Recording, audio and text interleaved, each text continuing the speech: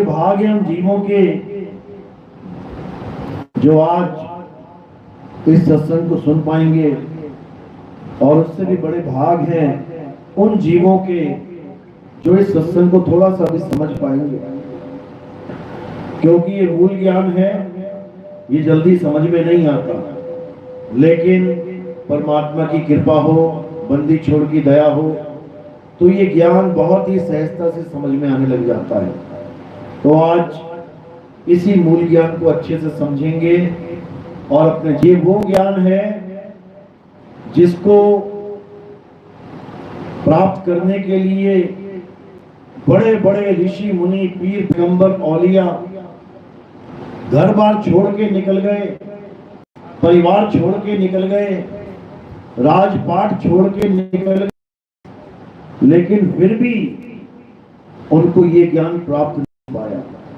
ये ऐसा दुर्लभ ज्ञान है जिसको पाने के लिए बड़े बड़े जो अवतार कहलाते हैं वो भी संसार में आए, लेकिन उनको भी ये ज्ञान प्राप्त नहीं हो पाया। ऐसा दुर्लभ ज्ञान है ये।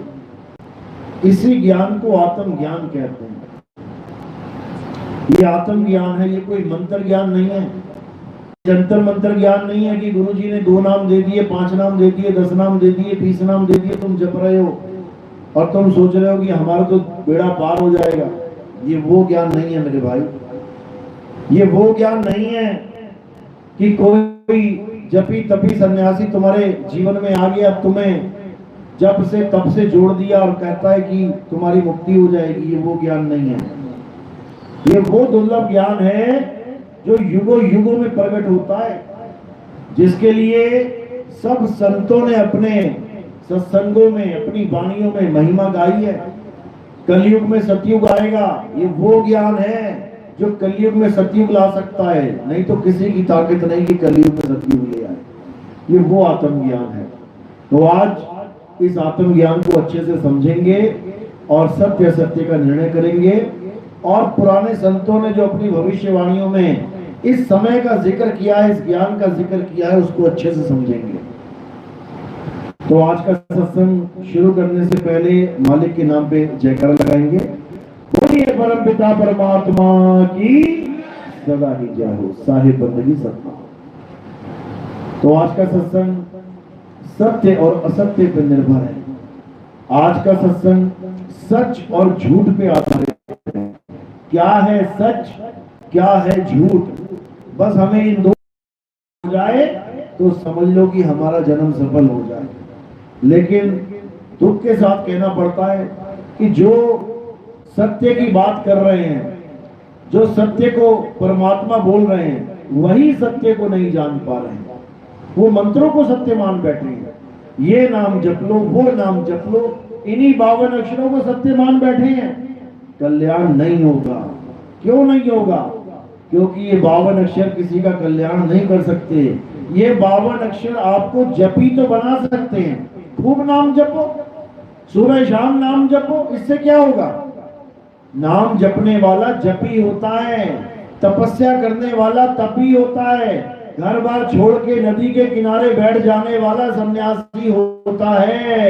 इन तीनों से किसी का कल्याण होने वाला नहीं है। इसीलिए साहिब समझा रहे हैं, ना मैं जप में, ना मैं तप में, ना एकांत निवास में, और मोह को कहां ढूंढे रे बंदे, मैं तो तेरे पास में। कहते ना तो कोई मंत्र जपने की जरूरत है, ना ही कोई तपस्या करने की जरूरत है, और ना ही घर बार छोड़ के किसी नदी के किनारे कोई झोपड़ी बना के बैठ जाओ, या जंगल में कहीं झोपड़ी बना के बैठ जाओ, कहीं जाने की जरूरत नहीं है। इसी दुनिया में, इसी संसार में, इसी शहर में, इसी गांव में, अपने ही घर में आपको परमात्मा की प्राप्ति होगी। बस आपके जीवन में क्या होना चाहिए? एक वेदी गुरु आ जाए। बस जैसे ही वेदी गुरु आ गया, समझ लो कि आपकी किस्मत जाग गई। और जपी तपी सन्यासी आ गया, समझ लो आपकी किस्मत फूट गई, फूट गई किस्मत आपकी। इसीलिए कबीर साहब ने बोला है, प्रगट पर दीखत नाही, सतगुरु सैन सहारा हो, आवे न जावे जन्मे नहीं मरे, सो निज पीव हमारा हो। कहते वो आता नहीं है, जाता नहीं है, जन्मता नहीं है, मरता नहीं है तुम्हारे, लेकिन तुम्हें उसका भेद नहीं पता, इसलिए तुम उस हिरण की तरह उसे ढूंढते रहते हो। जैसे एक कस्तूरी में कस्तूरी कुंडल बसे, कहते हैं साहिब नाभि में कस्तूरी है, और हिरण ज्ञान न होने के कारण बन बन फिरता है और अंत में जाके कहीं मर जाता है। सारी उम्र बीत गई भटकते भटकते, कोई कहता है ये कर लो, कोई कहता वो कर लो, कोई कहता है फलाना चले जाओ, ठिकाना चले जाओ, कोई तुम्हें कहीं पहुंचा देता है, कोई तुम्हें कहीं पहुंचा देता है, लेकिन जहां पर वो वस्तु है वहां कोई नहीं पहुंचा पा रहा। इसलिए साहिब ने कहा, मोको कहां ढूंढे रे बंदे, मैं तो तेरे पास में, ना मैं जप में, ना मैं तप में, ना एकांत निवास में, ना मंदिर में, ना मस्जिद में, ना काबे कैलाश में, अरे खोजी होए तुरंत मिल जाऊं, एक पल की तलाश में। एक पल की तलाश है बस। वेदी गुरु मिल गया, एक पल में इशारा कर देगा। कहते सतगुरु सैन सहारा हो, एक सैन मिल गई, समझ लो जन्मों जन्मों का खेल खत्म हो गया। अब उस सैन के द्वारा तुमने परमात्मा को प्राप्त करना है, इशारे के द्वारा, क्योंकि सारा खेल इशारे का है, मंत्रों तंत्रों जंत्रों का नहीं है। साहिब समझा रहे वाणी में, हम वासी वा देश के, जहां जात वर्ण कुल नाही, शब्द मिलावा हो रहा, देह मिलावा नहीं। सबसे पहले तो देह का खंडन कर दिया साहिब ने कि कच्ची देह, 5 तत्वों की देह, इस पे क्या भरोसा करके बैठे हो? गुरु को देह मान के बैठे हो, सोच रहे हो देही तुम्हें पार कर देगी। अरे वो तो कब्रिस्तान से, शमशान घाट से आगे जम नहीं जा सकते, वहीं पे भस्म हो जाएगी। वो कब्रिस्तान से पार नहीं हो सकती, भवसागर से पार कैसे होगी? तो देही को सत्य नहीं मानना है। देही तो एक जरिया है तुम्हें ज्ञान समझाने का, इससे ज्यादा कुछ नहीं। किसी को इंसान आदमी की देही मिल गई, किसी को औरत की देही मिल गई, है दोनों मिट्टी में ही मिल जाएंगे। कोई भी दे सकते हैं, शब्द मिलावा हो रहा और देह मिलावा नहीं। पहले तो देह को अपने दिमाग से निकाल दो कि कोई गुरु तुम्हें पार करेगा, उस गुरु की ऐसी शक्ल होगी, उस गुरु की ऐसी खाल, ऐसे बाल होंगे, बिल्कुल दिमाग से निकाल दो, क्योंकि देही गुरु है ही नहीं। गुरु कौन है? अरे शब्द गुरु, सुरत धुन चेला। गुरु शब्द है, लेकिन कौन सा शब्द है इसको भी समझना पड़ेगा, क्योंकि आज संसार में तरह तरह के गुरु तरह तरह के शब्दों को लेके बैठे हैं। कोई कह रहा हमसे शब्द ले लो, कोई कह रहा हमसे शब्द ले लो, कोई कह रहा हमसे 2 शब्द ले लो, कोई कह रहा हमसे 3 शब्द ले लो, कोई 4, कोई 5, कोई 7, कोई 10 लेके बैठा है। क्योंकि साहिब ने कहा शब्द मिलावा हो रहा, देह मिलावा नहीं। तो इन गुरुआ लोगों ने शब्दों की बाढ़ ले आए, हमसे लो शब्द, हमसे लो। अब साहिब ने शब्द का भी खंडन कर दिया। कौन से शब्द का? ये जितने भी जाप अजपा अनहद शब्द हैं, इन सब का खेल खत्म कर दिया साहिब ने। हम वासीवा देश के, जहां जात वर्ण कुल नहीं, सैन मिलावा हो रहा, शब्द मिलावा नहीं। कह रहे सैन मिलावा हो रहा। जिस शब्द की मैं बात कर रहा हूं वो सैन के द्वारा दिया जाएगा। सैन के द्वारा क्या दिया जाता है? सैन यानी इशारा। इशारे के द्वारा क्या प्राप्त होता है? वस्तु, नाम नहीं। कोई आदमी भागा भागा आया, भैया पानी चाहिए, पानी, बस इशारा कर दो, जिधर इशारा किया वही निकल जाएगा। वहां पे जिधर इशारा किया वही भागेगा। वो इशारे को देख के वस्तु तक पहुंचेगा, नाम नहीं जपेगा। नाम तो वो खुद लेके आया मुंह में, भैया पानी दे दो पानी, नाम तो उसे पता ही है पहले से, और तुम 4 नाम और पकड़ा दो, बेटा बोलो जल वाटर नीर तोए, फिर बेड़ा गर्क हो गया उसका, फूट गई उसकी किस्मत। ऐसा गुरु मिल गया जिसने उसको 52 अक्षरों से जोड़ दिया। कैसा गुरु चाहिए? जो 52 अक्षर छिड़वाए और आदि अक्षर लखाए, तब उसका काम बन पाए।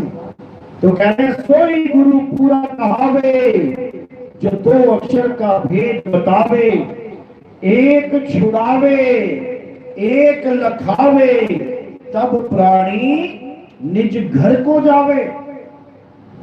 ऐसा गुरु मिल जाए जो 52 अक्षरों से परे उस सत्य नाम का भेद बता दे, उस सार वस्तु का भेद बता दे, जो वस्तु हम सबके पास पहले से है, वो सब घटों में पहले से विराजमान है वो वस्तु, लेकिन वस्तु का ज्ञान नहीं है, इसीलिए नाम के सहारे बैठ जाते हैं। साहिब कह रहे हैं वस्तु कहीं और ढूंढे कहीं, और कैसे लागे हाथ, गुप्त वस्तु तब मिले, जब भेदी लीजे साथ। अरे भेदी लीना साथ में, और दीनी वस्तु लखाए, कोटि जन्म का पंथ था, पल में पहुंचा जाए। करोड़ों जन्म बीत जाते, ये वस्तु प्राप्त नहीं होती, लेकिन तुम्हारे जीवन में भेदी गुरु आ गया, कह रहे हैं पल में दियो बताए। एक पल में समझ में आ जाएगा कि आखिर मेरा मालिक है कहां। उसके बाद सारे नाम, ये सारे पूजा पाठ हवन यज्ञ, ये सब खत्म, फिर केवल एक ज्ञान चलेगा, एक नाम चलेगा, एक भाषा चलेगी, एक झंडा चलेगा, जिसके बारे में बाबा जय गुरुदेव ने अपने कई प्रवचनों में खुले मंच से ललकारा।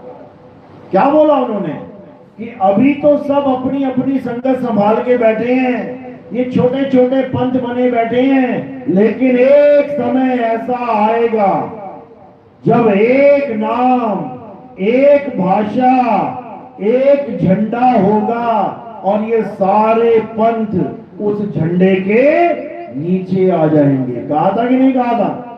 किसको पता? हाथ खड़ा करो जरा। बाबा जय गुरुदेव ने अपनी भविष्यवाणी में डंके की चोट पे बोला था, लोग पूछते रहे बाबा जी वो कौन है, हमें उसके बारे में बता दो। बाबा जी ने क्या कहा? बड़े बड़े महात्माओं ने इंतजार किया है समय का, तुम भी करो, तुम्हें खुद समझ में आ जाएगा कि वो एक नाम, एक भाषा, एक झंडा वो कौन लहराएगा, तुम्हें खुद समझ में आ जाएगा। इतना कह के बाबा जी ने 1980 में ये भी बोल दिया, क्या बोला कि अभी तो तुम 5 नाम जप रहे हो, तुम्हारी मुक्ति हो रही है, लेकिन जब आने वाला यानी भविष्य में जो महात्मा आएगा उसको ऊपर से आवाज आएगी, और फिर वो उस एक आवाज को बताएंगे इन 5 नामों से, इस जय गुरुदेव नाम से, उसके बाद आपकी मुक्ति नहीं होगी। साफ बोला उन्होंने, लिखित प्रमाण है। वो कहते हैं अभी तो तुम जो दिया जा रहा है कर रहे हो, करते रहो, लेकिन जब वो समय आएगा जब उस एक नाम, एक भाषा, एक झंडे की महिमा चलेगी, तब ये 5 नाम और वो जय गुरुदेव नाम, इससे तुम्हारी मुक्ति नहीं होगी। बिल्कुल क्लियर कर दिया उन्होंने। कभी भी अपने पंथ में किसी आने वाले गुरु की कोई बात ही नहीं करी, सारी दुनिया को भविष्य बताते चले गए, और अपने पंथ में भविष्य का गुरु नहीं बताया कि मेरे बाद कौन आएगा, कभी नाम नहीं लिया। इसीलिए आज उनके एक से अनेक पंथ बन गए, 20-25 गुरु बने बैठे बाबा जय गुरुदेव के पंथ में, जबकि उन्होंने अपनी वाणी में बोला कि कोई भी गुरु बनने वाला काम मत करना। अपनी संगत को बोला गुरु मत बन जाना तुम लोग, क्योंकि अगर तुम गुरु बन गए तो तुम उस पंथ से वैर विरोध करने लग जाओगे जो आने वाला पंथ है। ये उन्होंने 1980 में बोला था कि हमारा कोई भी शिष्य गुरु नहीं बनेगा। लेकिन हुआ क्या? बाबा जी के जाने की देर थी, किसी ने कहीं मोर्चा उठा लिया, किसी ने कहीं झंडा उठा लिया, एक से अनेक पंथ हो गए, जबकि बाबा जय गुरुदेव कहते रहे कि अनेक से एक हो जाएंगे, लेकिन कोई इनकी बात को समझ नहीं पाया। आज यही सोच के बैठे हैं कि जो हो रहा है होने दो, उससे क्या होगा, कुछ नहीं होगा। उन्होंने अपनी बातों में इशारा कर दिया था कि एक नाम एक झंडा। देखो नाम वो 5 दे रहे हैं, लेकिन महिमा एक नाम की गा रहे हैं कि आने वाले यानी भविष्य में एक नाम की महिमा चलेगी। और दे वो 5 नाम रहे हैं, वो केवल इसलिए नाम दे रहे थे ताकि ये संगत मजबूत हो जाए उस एक नाम को समझने के लिए। पहली क्लास से लेके 12वीं तक इसलिए पढ़ाया जाता है ताकि 12वीं के बाद जब बच्चा कॉलेज में जाए तो उसको वो कॉलेज का ज्ञान समझ में आ पाए। अब 12वीं तक भी नहीं गया तो कॉलेज में एडमिशन लेके पास हो जाएगा क्या? होगा ही नहीं एडमिशन उसका। इसलिए एक बेस बनाया जाता है, एक पटरी बिछाई जाती है। उस काम में बाबा जय गुरुदेव ने बहुत महत्वपूर्ण योगदान दिया है। सारे समाज को मीट मांस से, नशों से दूर किया। सारे समाज में आप देखोगे गौ हत्या पे बैन करवाया, इतना कुछ किया, इतना समाज को सुधार किया। किस लिए? इसलिए किया कि उनके एक पंथ से 20 पंथ हो जाए। एक दूसरे को देख के राजी नहीं है, एक दूसरे को अपशब्द तक बोले जा रहे हैं। इसलिए नहीं किया था मेरे भाई, इसलिए किया था कि जब वो एक नाम की महिमा गाई जाएगी तब हमारे सारे शिष्य उस एक झंडे के नीचे आ जाना। ये 5 नाम से किसी की मुक्ति होने वाली नहीं है। साहिब ने समझाया अपनी वाणियों में, कहते हैं 5 नाम और 5 मुद्रा सोई निश्चय जाना, तिसके आगे पुरुष पुरातन तिसकी खबर न जाना। साधु सिद्ध त्रिदेव आदि सब इन 5 शब्द में अटके और मुद्रा साध रहे घट भीतर, फिर औंधे मुंह लटके। यानी इतनी भक्ति करने के बाद भी वापस उसी माँ के गर्भ में बार बार माँ के गर्भ में जा रहे हैं, उल्टा लटक रहे हैं, उससे कोई फायदा नहीं है। तो क्या करना है? अब केवल एक नाम, एक शब्द को जानना है, और वो एक शब्द क्या है? वो सार शब्द है। उसी की महिमा कबीर साहब ने और अन्य संतों ने गाई है। बाबा नानक कहते हैं, तेरा एक नाम तारे संसार, न एहा आस एहा आधार, नानक नीच कहे विचार, धानक रूप रहा करता। कह रहे हैं संसार को तारने वाला केवल एक नाम है। वो एक नाम पूरे संसार को तार सकता है। इससे कोई मतलब नहीं कि चेला हिंदी वाला है या अंग्रेजी वाला है या गुजराती वाला है या मराठी वाला है या चाइनीज है, जापानीज है या स्पेनिश है, पुर्तगीज है या किसी भी देश का है, उसको एक नाम तार देगा। क्योंकि ये 52 अक्षरों का खेल नहीं है। चीन भाषा का आदमी आएगा, कहेगा मुझे चीनी भाषा में नाम दो, जापान वाला कहेगा मुझे जापानी भाषा में नाम दो, कोई और आ जाएगा वो अपनी भाषा में मांगेगा। ये भाषाओं वाला खेल ही नहीं है, ये तत्व ज्ञान है।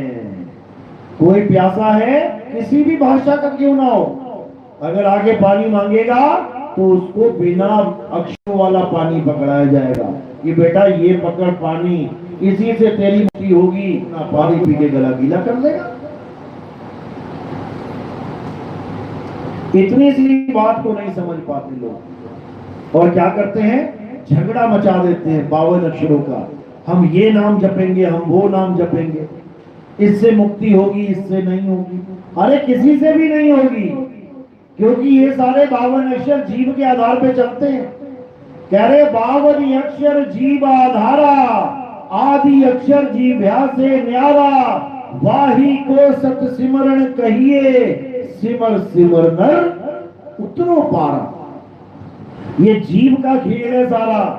जितने भी नाम बने हैं इस दुनिया में, ये सब जीव के कारण बने हैं। अगर सबकी जीव ना होती, अब बताओ कौन सा नाम होता? दुनिया वैसे ही चलती, सारे काम वैसे ही करते आप। केवल अक्षर ना होते, अक्षर ना होते तो क्या होता? तो इशारों में काम चल रहा होता, इशारों में चलता था पहले काम, पहले इशारों के द्वारा ही ज्ञान चलता था।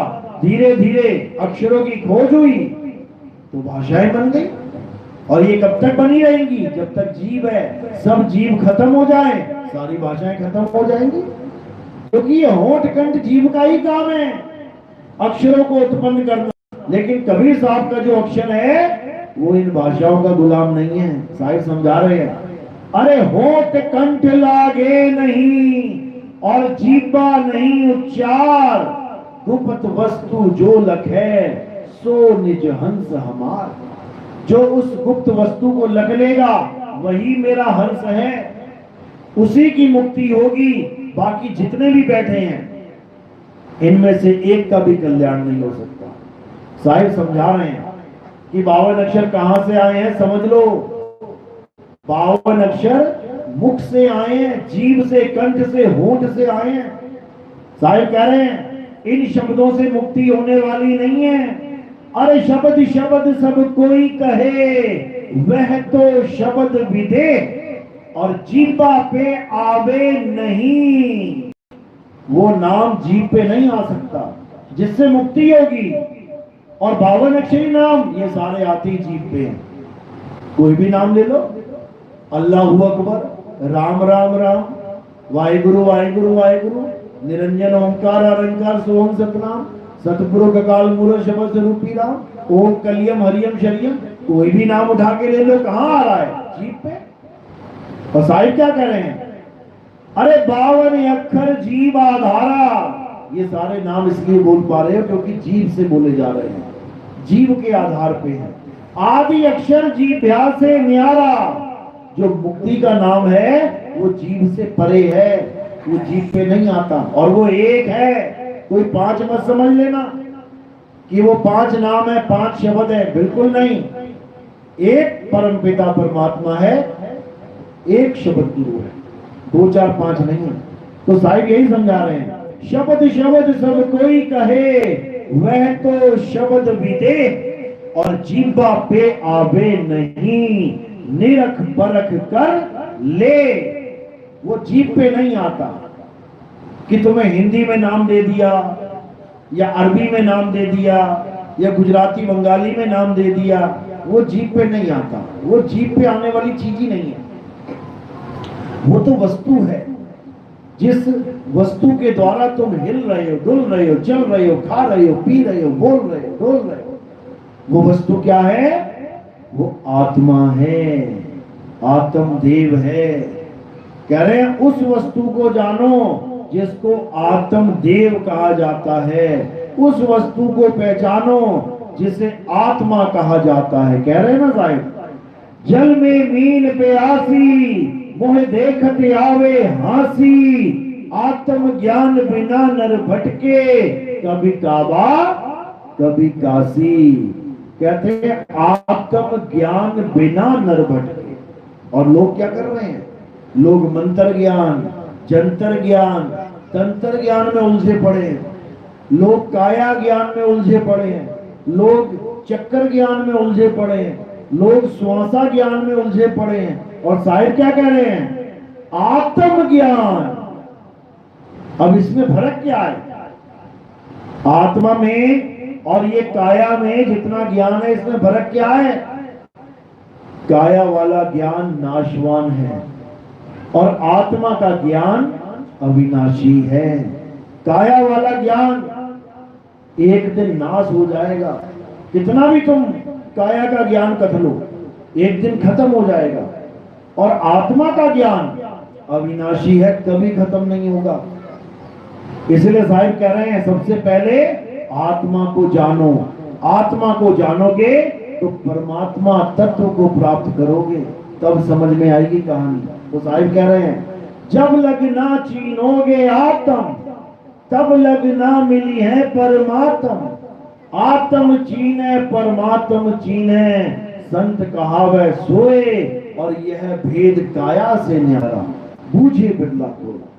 ये काया से परे की बात है, ये काया की खेल नहीं है। काया का खेल तो खत्म हो जाएगा, लेकिन आत्मा का खेल कभी खत्म नहीं होता, अनंत है। इसीलिए गीता में बार बार यही समझा, अर्जुन उसको जानो जिसका आदि और अंत नहीं है, जो कभी जन्मता नहीं कभी मरता नहीं है, जो सदा सदा रहे, वही सत्य सनातन है, उसको जानेगा। लेकिन लोग उसको नहीं जान पाए और किसको पकड़ के बैठ गए? काया को। जिसने ये ज्ञान दिया कि आत्मा को जानो, उसी की काया को पकड़ के बैठ गए। कभी राम जी ने कहा तो राम जी की काया पकड़ ली, कृष्ण जी ने कहा कृष्ण जी की काया पकड़ ली, हनुमान जी ने आत्मा की बात करी, हनुमान जी को पकड़ दिया। बात चल रही है आत्मा की और पकड़ लेते हैं शरीर, बस यही दिक्कत है। तो अब आत्मा को जानना है।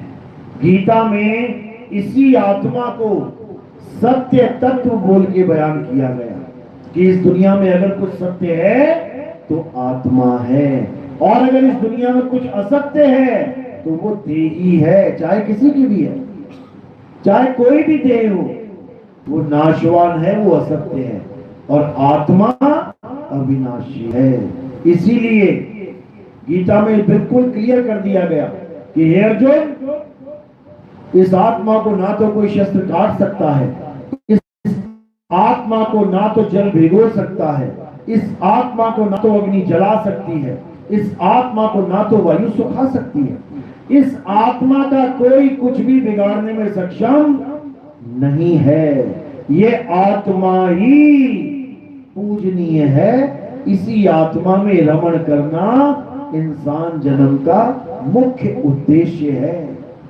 अध्याय 3 17वां श्लोक। हे अर्जुन, जो अपनी आत्मा में रमण करते हैं, जो अपनी आत्मा में तृप्त हैं, जो अपनी आत्मा में संतुष्ट हैं, उनके लिए कोई भी कर्म कर्तव्य लागू ही नहीं होता। उनके लिए कोई धार्मिक साधना, कोई धार्मिक यज्ञ हवन पूजा, किसी का कोई मायने नहीं रह जाता। क्यों? क्योंकि उसने सत्य को जान लिया है, उसने परम तत्व को पहचान लिया है। अब वो परम तत्व के अलावा किसी और तत्व की साधना नहीं करेगा। इसी को सत्य और असत्य तत्व का निबेड़ा बोला गया है कि जो सत्य और असत्य का निबेड़ा कर लेंगे, वो सत्य को त्याग के, सत्य को पकड़ के असत्य को त्याग देंगे। असत्य यानी नाशवान शरीर, नाशवान पूजा, नाशवान तत्व, सबको त्याग देंगे और सत्य रूपी आत्मा को पकड़ लेंगे, ग्रहण कर लेंगे। तो समझाने वालों ने समझा दिया, लेकिन अज्ञानी जी नहीं पाया। इसीलिए हमारे धर्म में देखो किस किस की पूजा हो रही है। कोई कहता हम पीपल की पूजा करते हैं क्योंकि पीपल में भगवान है, कोई कह रहा हम पत्थर की पूजा करते हैं, पत्थर में भगवान है, कोई कह रहा हम चूहे की पूजा करते हैं, सांप की पूजा करते हैं। हम सबकी पूजा कर लेते हैं क्योंकि सब में भगवान है, केवल आत्मा की पूजा छोड़ रहे हैं। आत्मा की पूजा करनी आती नहीं तो करेंगे क्या?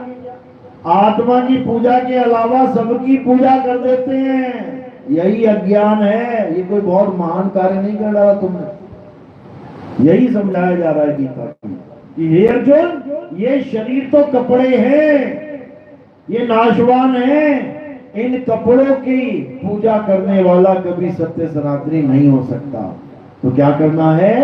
अब आत्मा की पूजा करनी है, आत्मा की आरती गानी है, आत्म तत्व को पहचानना है। कबीर साहब यही समझा रहे हैं कि जब तक तुम्हारे जीवन में आत्म ज्ञानी गुरु नहीं आ गया, तब तक तुम असत्य के साथ ही जुड़े रहोगे।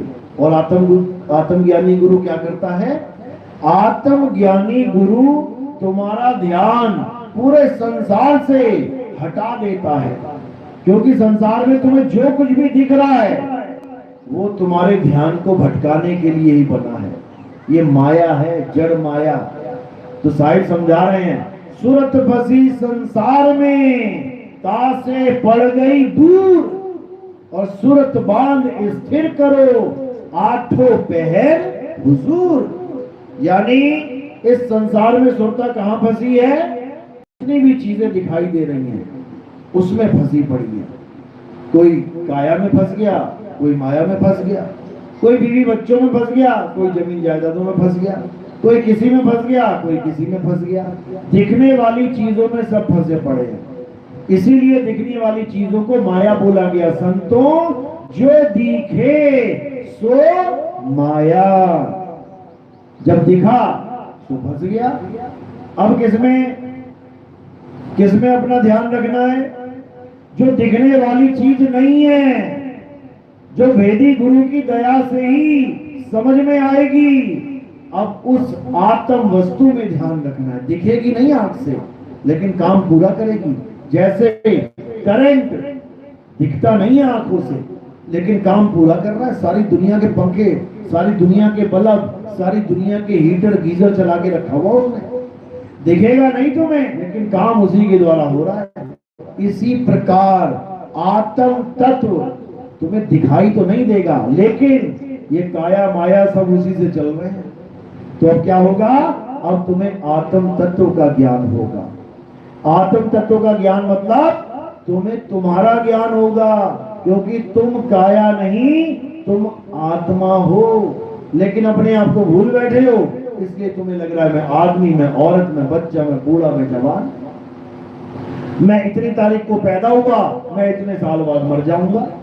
यही भ्रम है।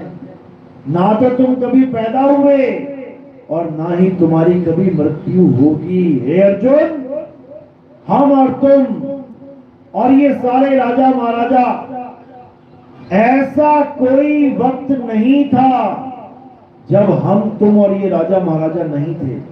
ऐसा कोई वक्त नहीं आएगा जब ये राजा महाराजा और हम तुम नहीं होंगे। हम सदा सदा से थे, सदा सदा रहेंगे। किस स्वरूप में? आत्म स्वरूप में हमेशा रहेंगे। हमारा कभी अंत हो ही नहीं सकता, लेकिन अज्ञानतावश हमारे दिमाग में ये बात बैठा दी गई है कि हम एक दिन मर जाएंगे।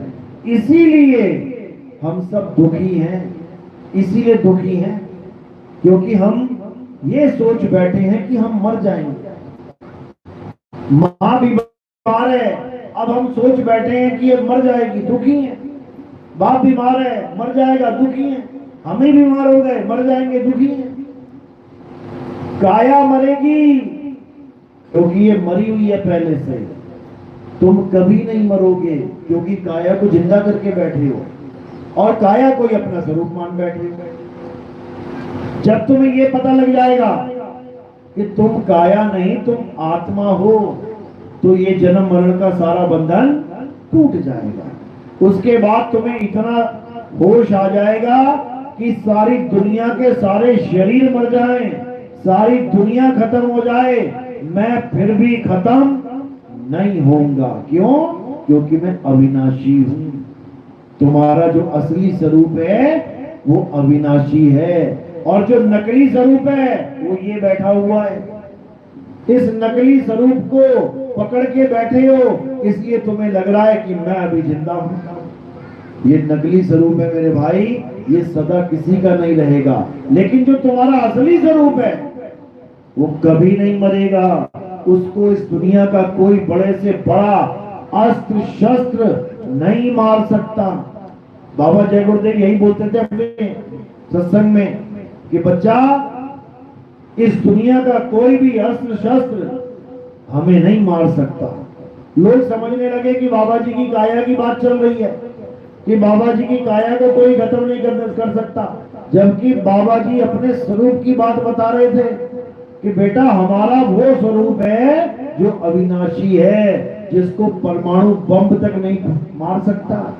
कोई परमाणु बम भी फेंक दे काया के ऊपर, ये खत्म होने वाला नहीं है। आत्म स्वरूप काया का बचेगा कुछ नहीं और आत्मा का बिगड़ेगा कुछ नहीं। लेकिन इस आत्म स्वरूप को कोई जान ही नहीं पाएगा जब तक उसके जीवन में आत्म ज्ञान देने वाला वेदी सदगुरु नहीं आ गया। तब तक किसी का कल्याण नहीं हो सकता। इसलिए कबीर साहब ने, नानक साहब ने, रविदास जी महाराज ने, संत पलटू, भीखा दास, सब संतों ने आत्म ज्ञानी गुरु की महिमा गाई है कि जब तक भेदी गुरु, आत्म ज्ञानी गुरु तुम्हारे जीवन में नहीं आ गया, तुम्हारा जन्म कभी सफल नहीं हो सकता। कितना ही मंत्र जप लो, कितनी तपस्या कर लो, बता भी रहे हैं तपो राज राजो नरकम, यानी जब तक करोगे तो राजपाट मिल जाएगा, और राजपाट मिलेगा तो फिर व्यभिचार में पड़ जाओगे, फिर नरकों में आ जाओगे। क्या फायदा है ऐसा भैया जप तप का? तो अब इस जप तप को छोड़ना है और अपने आत्म स्वरूप को जानना है। तुम्हारे आत्म स्वरूप को तुम पहचान जाओगे तो तुम्हारा जन्म मरण सदा सदा के लिए खत्म हो जाएगा। उसके बाद तुम अकर्ता भाव में रहोगे। उसके बाद इस संसार में जो कुछ भी हो रहा है, जो कुछ भी तुम्हारे द्वारा भी हो रहा है, उसको तुम अपने द्वारा किया नहीं मानोगे, अकर्ता भाव में आ जाओगे। कर्ता भाव खत्म हो जाएगा। नानक साहब समझा रहे हैं कि आत्मज्ञान प्राप्त होने के बाद क्या होगा। जब लग जानो मैं हूं करता, तब लग गर्भ जून में फिरता। जब लग जानू बैरी नीत, तब लग नीचल नाही जीत। यानी जब तक मैं ये समझ रहा हूं कि मैं ये कर रहा हूं, मैं ये कर रहा हूं, मेरे द्वारा ये हो रहा है, ये हो रहा है, फंस जाओगे। अब आत्म स्वरूप में आके अकर्ता जानो खुद को। तुम कुछ नहीं कर रहे हो। ये तीन लोग, ये माया का क्षेत्र है, ये माया का संसार है। ये सारे कार्य माया के द्वारा ही किए जा रहे हैं, लेकिन तुम्हें ये आभास कराया जा रहा है कि ये तुम कर रहे हो, तुम कर रहे हो, तुम कर रहे हो। जैसे सपने में तुमने 1000 आदमियों को गोली मार दी, और जैसे तुम सुबह उठे पुलिस वाले तुम्हें पकड़ने आ गए कि तुमने 1000 लोगों को मारा है, तो तुम क्या कहोगे? मैंने मारा है? तुम कहोगे भैया मैंने किसी को नहीं मारा, वो तो सपना था, मैंने किसी को नहीं मारा, मैं किसी को नहीं मार सकता, वो तो सपना था। अकर्ता हो जाओगे तुम उसी वक्त कि मैंने कुछ नहीं किया, वो तो सपना था, वो तो माया का खेल था, दिखा दिया मुझे कि मैंने इतने लोगों को मारा है, तो मैं सत्य थोड़ी नहीं मान लूंगा कि मैंने मारा है। नहीं तो दिखाओ कहां है लाशें, सपना है वो। इसी प्रकार ये जगत भी एक सपना है, लेकिन इस जगत को तुम सत्य मान बैठे हो कि हाँ ये काम मैंने किया, हाँ मैं ही कर रहा हूं।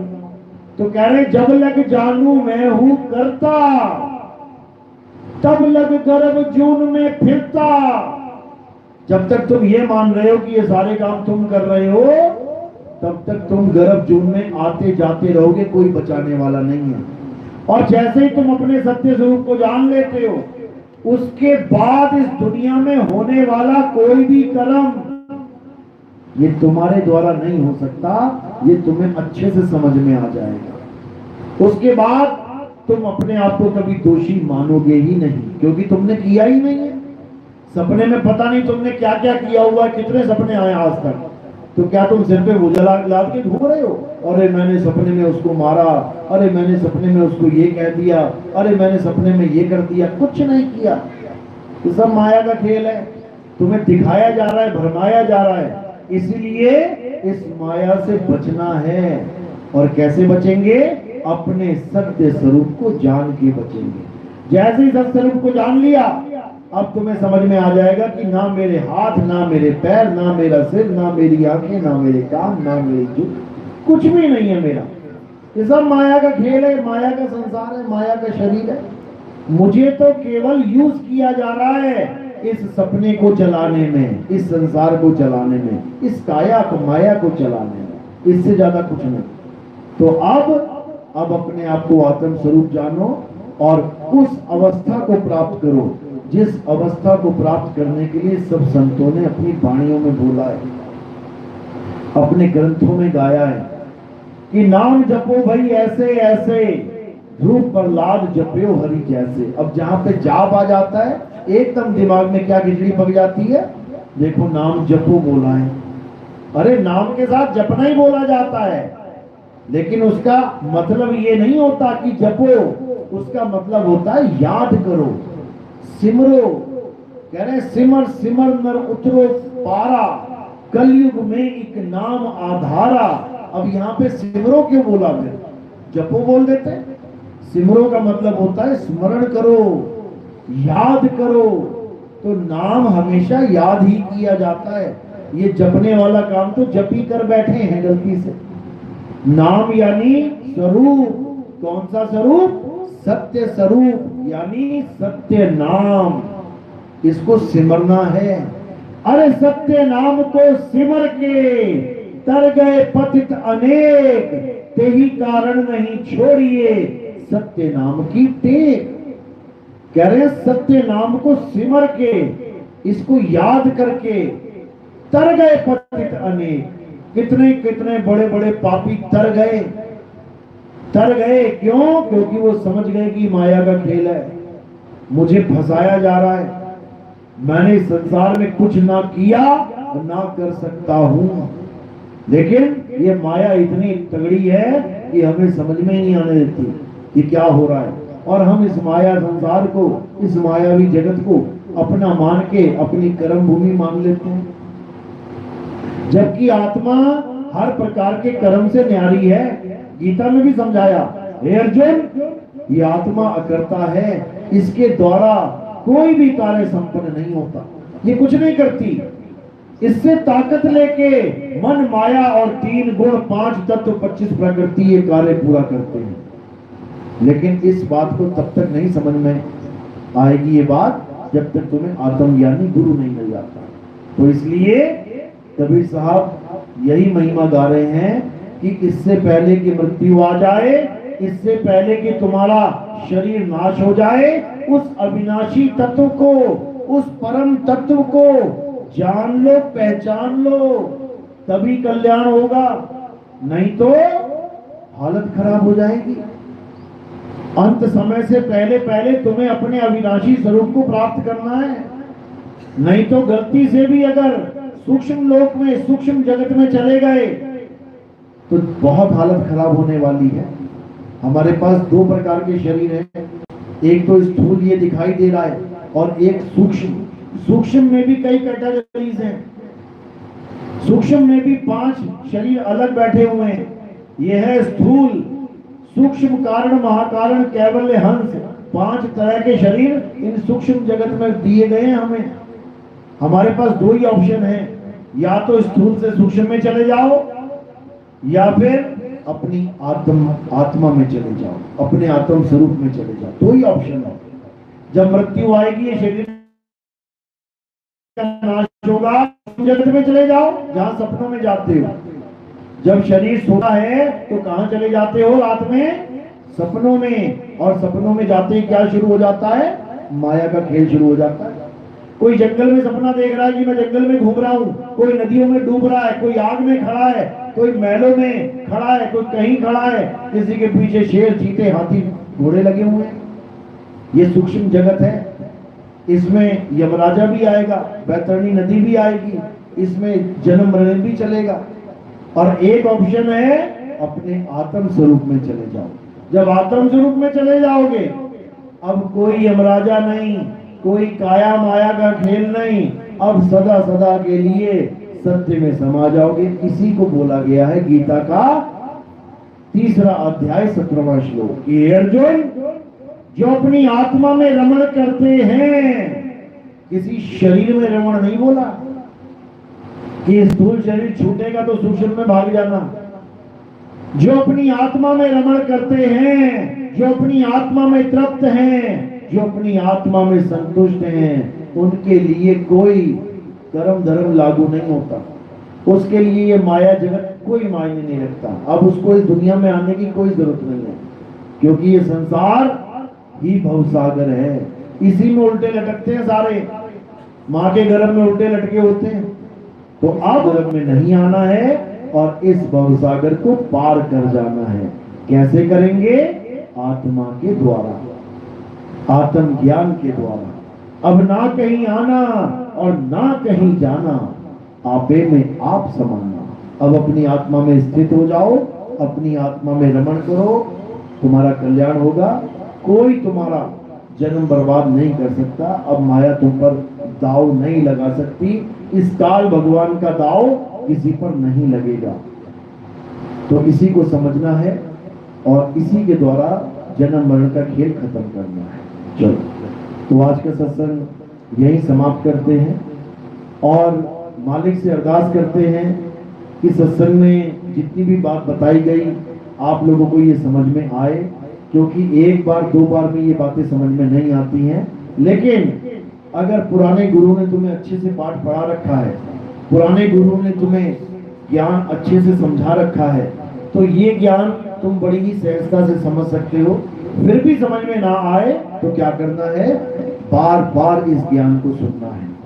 क्योंकि जो अध्याय बच्चा नहीं समझ पाता है स्कूल में, वो क्या करे, बार बार उस अध्याय को पढ़े, बार बार उस सवाल को समझे, ताकि वो धीरे धीरे धीरे धीरे समझ में आना शुरू हो जाए। इसी को कबीर साहब ने बोला है कि रसरी आवत जाते सिलते पड़े निशान। बार बार रस्सी आ रही है जा रही है,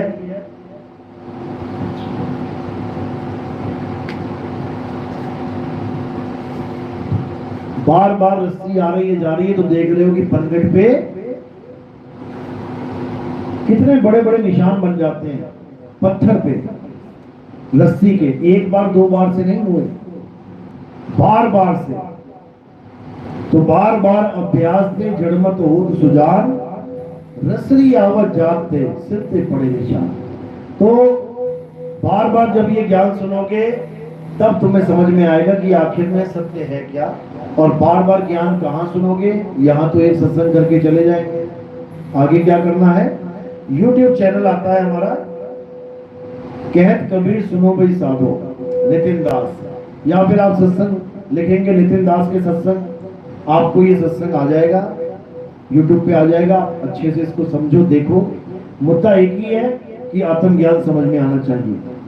आत्मज्ञान के अलावा जितना भी ज्ञान है ये सब आपको बंधन में लेके आएगा। केवल और केवल ये आत्मज्ञान ही ऐसा ज्ञान है जो निर्बंध ज्ञान है। ये तुम्हारी अवस्था को बदलेगा, ये तुम्हें जीव नहीं रहने देगा, ये तुम्हें पीव अवस्था तक पहुंचा देगा।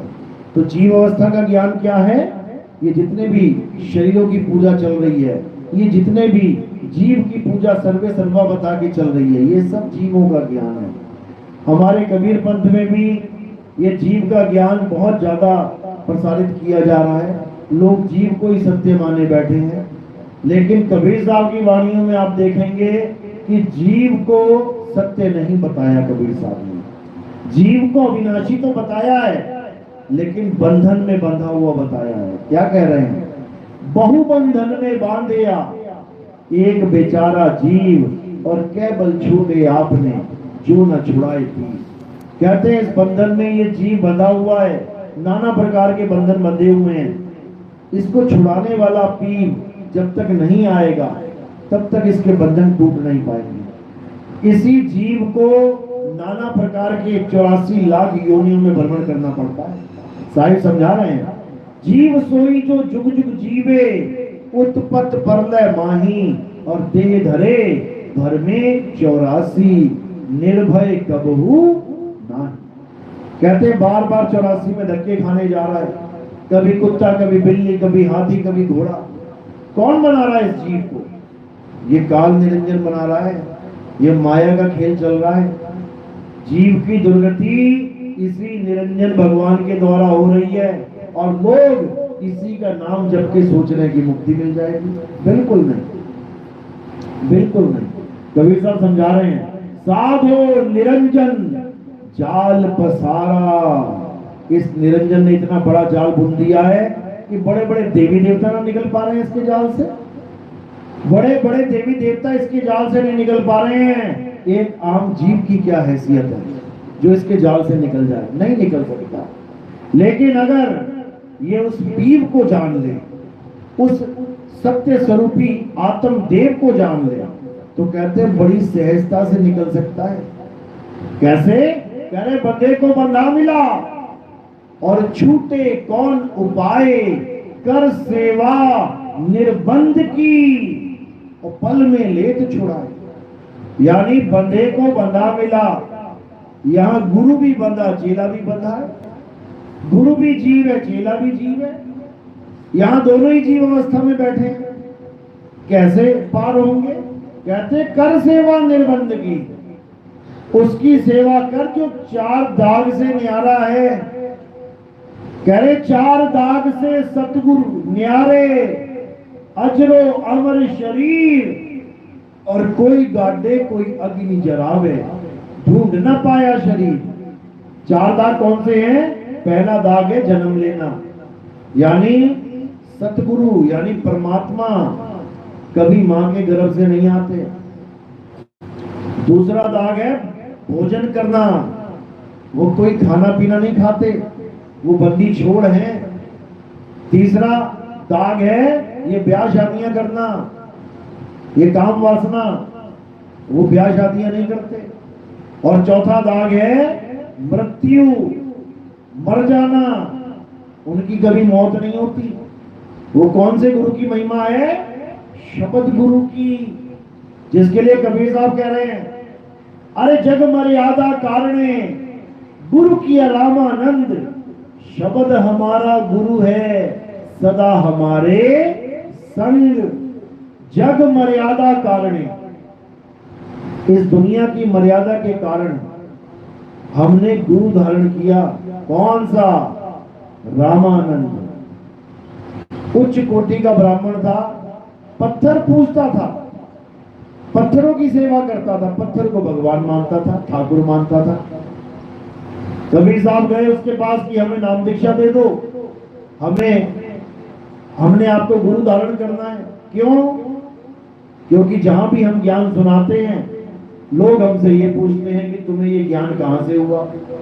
तो हम जवाब नहीं दे पाते क्योंकि हमारा कोई गुरु है ही नहीं।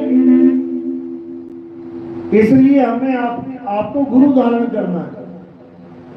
तो गुरु जी क्या बोले? हम नीच जात वालों को चेला नहीं बनाते, हमारे शिष्य उच्च कोटि के ब्राह्मण हैं। अब बड़ा चक्कर पड़ गया, क्या किया जाए? तो कबीर साहब छोटे से बालक बनके पंचगंगा घाट पे बनारस में, काशी में लेट गए पौड़ियों पे। अब गुरुजी आए स्नान करने तो उनका पैर कबीर साहब के सिर पे लग गया। अब बच्चा रोने लगा। अब बच्चे को रोता देख गुरुजी ने गले से लगा दिया।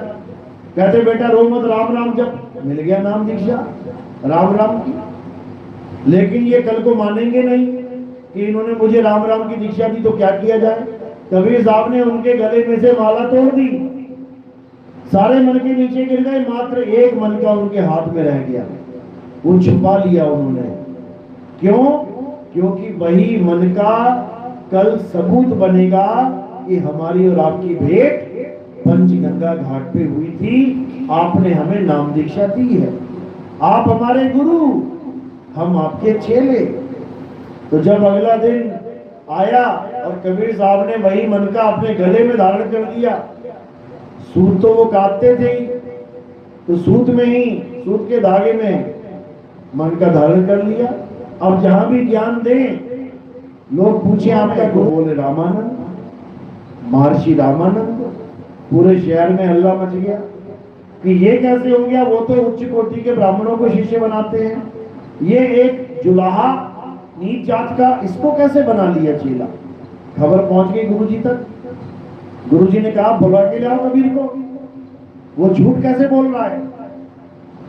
कबीर साहब जब सामने आए उनके तो 7 पर्दे लगा दिए, क्योंकि वो नीच जात वालों के दर्शन भी नहीं करते थे। तो 7 पर्दे लगाए और कबीर से वार्तालाप चल रही है। हाँ भाई कबीर, मैंने तुझे नाम कर दिया। कहते मैंने पंचगंगा घाट पे आपसे नाम लिया था। कहते मेरी मुलाकात तेरे साथ कब हुई? कह रहे हमारी मुलाकात हुई थी गुरुजी। तो वार्तालाप करते करते गुरुजी को याद आया कि समय हो गया पूजा का। तो कहते मैं तुझसे आगे नहीं बढ़ूंगा, बाद में तेरे से मैं बाद में बात करता हूँ, मैं जरा पूजा कराऊं अपनी। तो अपनी पूजा कैसे करते थे? वो मन में करते थे। आंखें बंद करी, ठाकुर जी की मूर्ति सामने आई, उनके कपड़े खोले, नहलाया धुलाया, कपड़े पहनाए, माला पहनाई, उसके बाद मुकुट रख दिया। ये उनकी पूजा थी, रोज की दिनचर्या। मुकुट रखने के बाद आरती होती थी। तो कबीर साहब के साथ जब वार्तालाप हुई, अब वो पूजा कैसे कर रहा है? ठाकुर जी की मूर्ति सामने ध्यान में लेके आए, कपड़े खोले, नहलाया धुलाया, कपड़े पहनाए, मुकुट रख दिया, माला डालनी भूल गए। अब मुकुट कैसे उतारे? माला डालने के लिए बड़े चक्कर में पड़ गए कि इस कबीर के चक्कर में मेरी इतने वर्षों की मेहनत इतने वर्षों की पूजा आज खंडित हो रही है। बिना माला डाले मैं आरती कैसे करूंगा? तो बाहर से कबीर साहब की आवाज आई, अरे गुरुजी मुकुट उतारने की जरूरत नहीं है, माला तोड़ के पीछे से गांठ लगा के डाल दो। अब इतनी बात जब समझ में आई तो भागे गए बाहर, हटा के पर्दे वर्दे। अरे भाई तू कौन है? कौन है तू? मेरे मन की दशा कैसे जान रहा है? मेरे मन की बात कैसे पकड़ ली? तुम कौन हो बताओ मुझे। कहते गुरु की कुटी में चलो जरा, मैं वही हूं जो तुम्हें पंचगंगा घाट पे एक बच्चे के रूप में मिला था। अरे वो तो छोटा सा बालक था, तू तो 5-6 साल का लड़का है। तो वही छोटा सा बालक बन के भी अपना रूप दिखाया कि देखो यही था ना। अरे यही था भाई, कौन हो तुम? तो कबीर साहब ने कहा कि मैं इस संसार में काल निरंजन से लोगों को बचाने आया हूं, मैं इस जीव को बचाने आया हूं। ये काल निरंजन सबको अलग अलग रूपों में अपनी पूजा करवा के बैठा है। कोई राम जी की पूजा कर रहा है, कोई हनुमान जी की, कोई श्याम जी की, कोई किसी की, कोई किसी की। अरे सारे रूप इसी के हैं, ये सारे रूप इसी के हैं।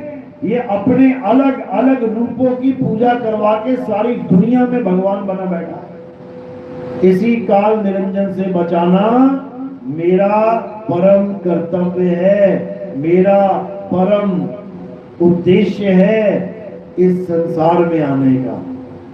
तो समझा भी रहे हैं कि देव निरंजन सकल शरीरा तामे भ्रम भ्रम रहल कबीरा, कि देव निरंजन नाना प्रकार के रूप धारण करके बैठा है और इसी में इस जीव को उलझा रखा है। जीव अपने सत्य स्वरूप को प्राप्त नहीं कर पा रहा और इसी निरंजन की पूजा में लगा पड़ा है। समझो बात। तो अब इस निरंजन को नहीं पूजना है, किसी काया को नहीं पूजना है, अब आत्मा को जानना है। अब पूजा आत्मा की करनी है, अब आत्म देव को पूजना है। गुरु ग्रंथ साहब में बिल्कुल क्लियर लिखा है, आत्म देव पूजिए गुरु के सहज सुभाए, आत्मेनो आत्मे दी प्रतीत देखकर ही पर्चा पाए। कि अगर इस दुनिया में कोई पूजनीय है तो वो आत्मदेव है। आत्मदेव की पूजा करो और तुम्हारी मुक्ति होगी। लेकिन आत्मदेव की पूजा करें कैसे? ये सबसे बड़ा सवाल उठता है कि आत्मा की पूजा करें, कैसे करें? कैसे होती है आत्मा की पूजा? आत्मा की पूजा तब तक कोई नहीं कर सकता जब तक उसे आत्मज्ञानी गुरु नहीं मिल गया। आत्मज्ञानी गुरु ही तुम्हें समझाएगा कि काया से परे आत्मा की पूजा कैसे की जाती है।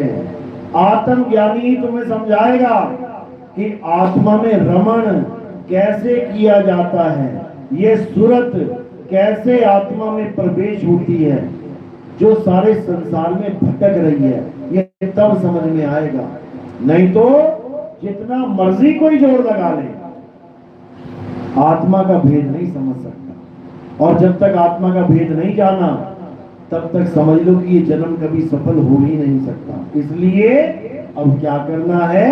अब अपनी आत्मा को जानना है, अपनी आत्मा को, अपने आत्म स्वरूप को जानना है। अब किसी सतलोक, अलख लोक, अगम लोक, अनामी लोक में नहीं जाना है। अब किसी स्वर्ग में, नरक में, गोलोक में, ब्रह्मलोक में, विष्णु लोक में, किसी लोक में नहीं जाना है। क्यों? क्योंकि ये सारे लोक माया के द्वारा बनाए गए। जो भी संसार में चीज बनती है बिना माया के नहीं बनती है। तुम्हारा मकान, तुम्हारा बंगला, तुम्हारी दुकान, ये संसार, ये लोक, ये परलोक, ये सब माया का खेल है। क्योंकि बनना बिगड़ना ही माया का खेल है। अब उस लोक में जाना है जो कभी ना तो बना है और ना ही कभी बिगड़ेगा। उस लोक में जाना है जो सदा सदा से है, वो बनने बिगड़ने से न्यारा है। उसको क्या कहते हैं? उसको शब्दपुर कहते हैं। शब्दपुर, जैसे सीतापुर रामपुर, बलरामपुर, ऐसे ही शबदपुर। ये कबीर वाणी में आता है कि हम कहां जाएंगे? शबदपुर में जाएंगे। यानी हमारा सतलोक क्या है? शब्द है। शब्द में समाना है। शब्द में ही समाओगे तो बात बनेगी। तो कह रहे हैं सूरत समाए शब्द में, और वाको काल ना खाए। ये जाप मरे, अजपा मरे, अनहद भी मर जाए। ये तब समझ में आएगी। चलो, तो आज